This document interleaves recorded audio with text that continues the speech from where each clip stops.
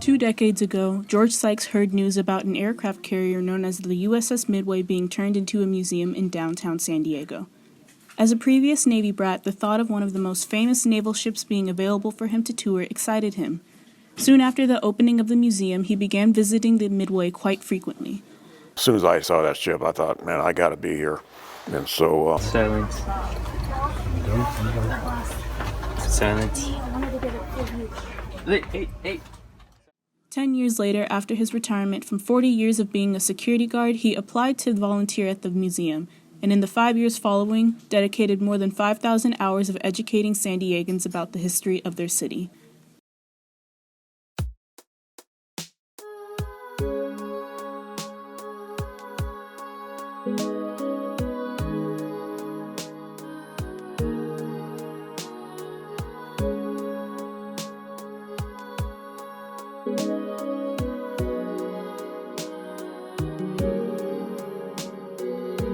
The first time I met Mr. Sykes, I found that I had quite a few things in common with him, like the bond he had with his father, the diligence he exudes in the many roles at the museum, and how vehemently he speaks of the things he loves most.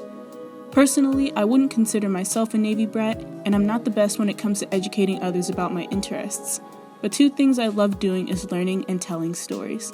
I've learned a lot during this project, and I hope to create a compelling narrative with my new knowledge. My name is Mary Sutton, and I'm going to be telling the story of George Sykes. We're gonna hold.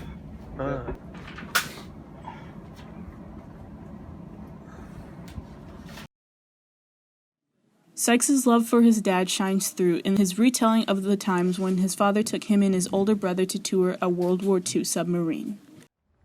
When I was growing up, my dad would take my brother and I down to, it was either North Island across the bay or at 32nd Street Naval Station. And we got a chance to get on a submarine, which is from World War II. I remember I was about 6, 7 years old.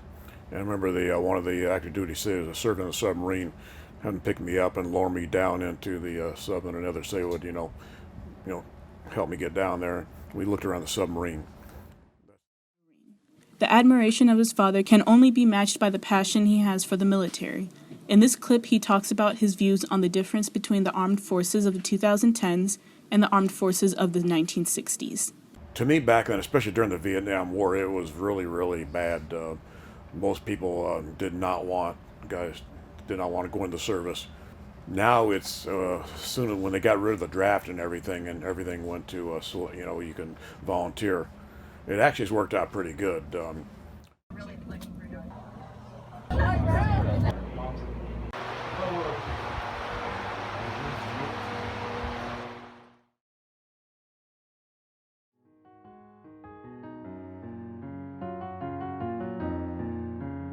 Throughout my high school career, I have explored different types of civic engagement and activism in order to create my own definition of those terms.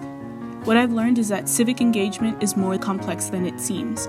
It isn't just volunteer work or public speaking, and I can't have a strongly biased opinion on my topic concerned. I have to start projects with an open mind and a neutral stance to form better judgment and convey accurate information. Like I mentioned before, I like to learn and to tell stories, and I know there are ways to incorporate the two into civic engagement in my future. I want to be involved in movements and organizations that address topics like mental health, art, and self-expression. Some of those organizations include Movement B, NAMI, and the Playwrights Project. Working with my Midway volunteer has given me an amazing opportunity to learn more about my home and make a personal connection. I was the one who created this video, but it was George Sykes who told me his story and inspired me to turn it into something of my own. For that, I thank him.